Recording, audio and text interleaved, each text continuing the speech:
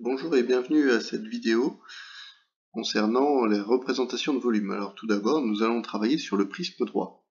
Alors ici, nous avons la représentation d'un prisme droit, donc à base pentagonale, avec deux pentagones superposables bien sûr, et puis les faces latérales sont des rectangles, ce qui nous permet de dire que nous avons cette face, une face du dessous, une face du dessus, et 5 faces rectangulaires sur les côtés, soit 7 faces au total. Pour le nombre de sommets, 1, 2, 3, 4, 5, bien sûr, pour la face du dessous, 5 aussi pour la face du dessus, soit 10 au total.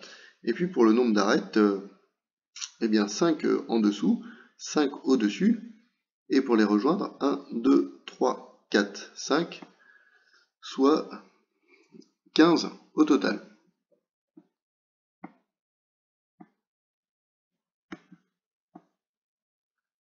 Alors on va passer maintenant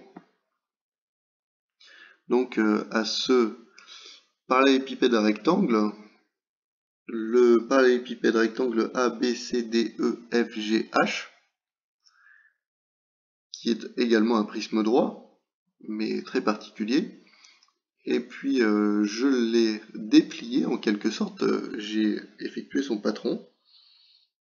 Bien sûr, les règles de représentation en perspective cavalière sont respectées, puisque si je le tourne,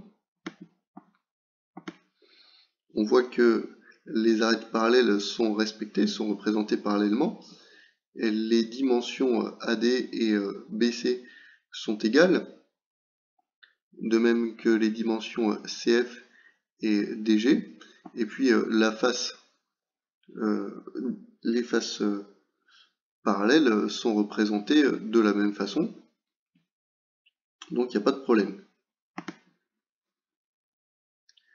Alors ici, on peut observer que quand on veut réaliser le patron, la face ABEH, donc ici on la couche, on la met ici, la face BCFE arrive donc sur son côté, la face EDGH arrive sur son côté également, et puis la face CDGF arrive latéralement également.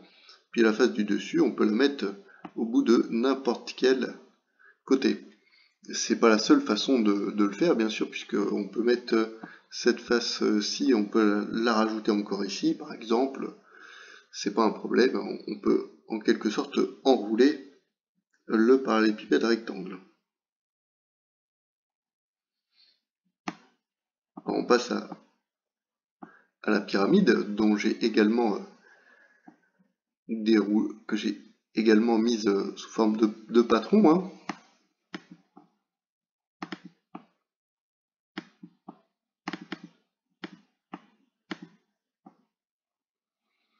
Voilà, alors la pyramide à base carrée avec 4 faces latérales qui sont des triangles, ces 4 faces latérales qui sont des triangles.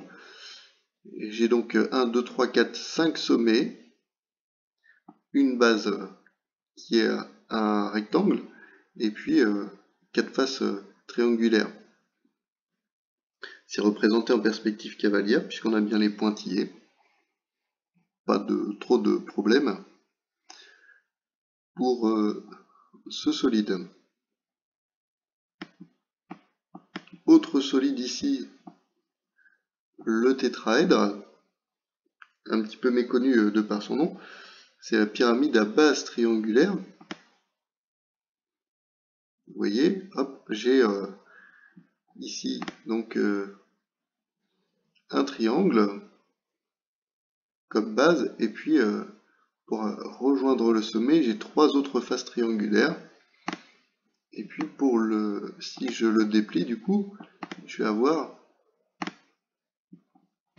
là, je ne vais pas se déplier, voilà, je vais avoir 3 faces triangulaires sur les côtés. Voilà, pas trop de problème. Et puis des solides dont c'est plus compliqué de faire le patron, donc le cylindre. pardon, la sphère, le cône, très compliqué avec un calcul d'angle de proportionnalité qu'on ne verra pas en sixième, bien sûr, un petit peu plus tard, en classe de cinquième, voire de quatrième. Et puis ici, accessible en classe de cinquième, le cylindre avec donc les deux disques qui font la face du dessus et la face du dessous, et puis le rectangle qui fait la jointure entre les deux faces. Voilà, merci de m'avoir écouté, bon travail à vous, au revoir.